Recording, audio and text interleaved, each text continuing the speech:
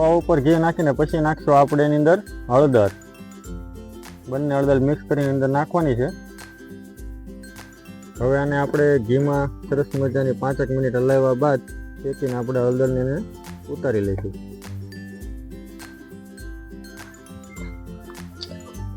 ત્યારબાદ હવે આપણે એક ડીશની અંદર આપણે આ બધી હળદર કાઢી નાખશું. બાદ આની ઉપર નાખશું આપણે તમાલપત્ર, જીરું, મરચું, હિંગ. તમારા સ્વાદ પ્રમાણે નાખી શકો છો. થોડી વાર આપણે એને હલાવશું.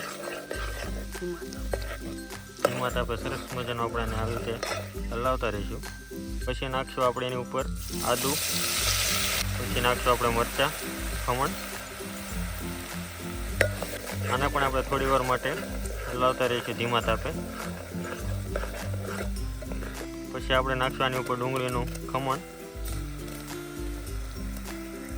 એને પણ આપણે થોડી વાર માટે ધીમા તાપે હલાવતા રહીશું. આપણે નાખશું લીલા વટાણા. સરસ મજાના ચડી જાય ત્યાં સુધી આપણે થોડી વાર માટે આને હલાવતા રહીશું ધીમા તાપની અંદર.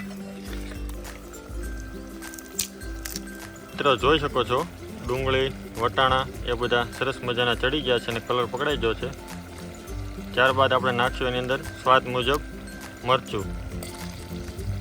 આ લાલ મરચું છે, તમે તમારા સ્વાદ મુજબ તમે નાખી શકો છો. ત્યારબાદ આપણે એને થોડી વાર માટે હલાવશું. સરસ મજાનો કલર પકડાય છે, તમે જોઈ શકો છો. ત્યારબાદ આપણે નાખશું ટમેટાની ખમણ. આ બધી જ વસ્તુનો આપણે ખમણ કરીને જ નાખવાનું રહેશે.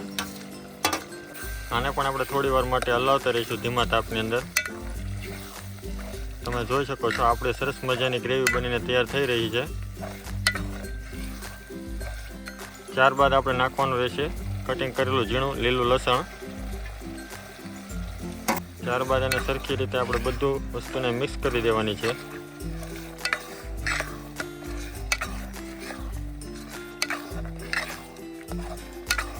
હવે આને આપણે 2 થી 3 મિનિટ માટે હલાવતા રહીશું ધીમા તાપની અંદર, ત્યાં સુધી બધી જ સબ્જી ચડી ન જાય. ત્યારબાદ આપણે નાખશું આની અંદર સ્વાદ પ્રમાણે મીઠું. તમે તમારા સ્વાદ પ્રમાણે નાખી શકો છો, વધારે ઓછું. ત્યારબાદ આપણે નાખશું આની અંદર થોડુંક ધાણા જીરું સ્વાદ મુજબ એ પણ. એને પણ આપણે ધીમા તાપની અંદર હલાવતા રહીશું.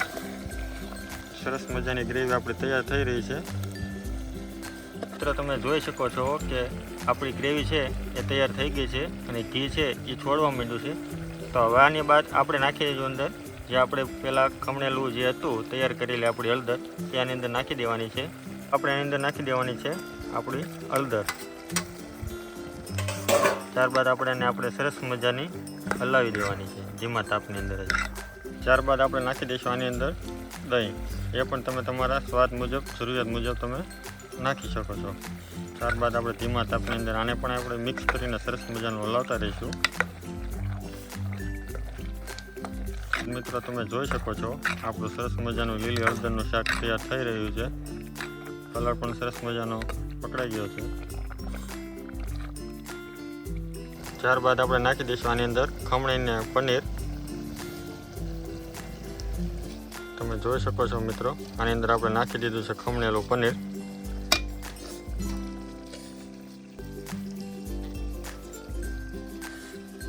ત્યારબાદ હવે આપણે નાખી દઈશું અને ગળપણ માટે થોડીક એવી ખાંડ.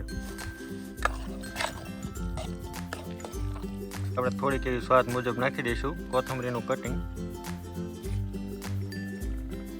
હવે આને આપણે ઉતારી લઈશું. સરસ મજાનું આપણું હળદરનું શાક હવે બનીને તૈયાર થઈ ગયું છે. ત્યારબાદ હવે આપણે ડુંગળી ટમેટાનો સરસ મજાનો સંભાર બનાવી નાખશું. ધાણા જીરું, મીઠું, લીંબુ નાખીને.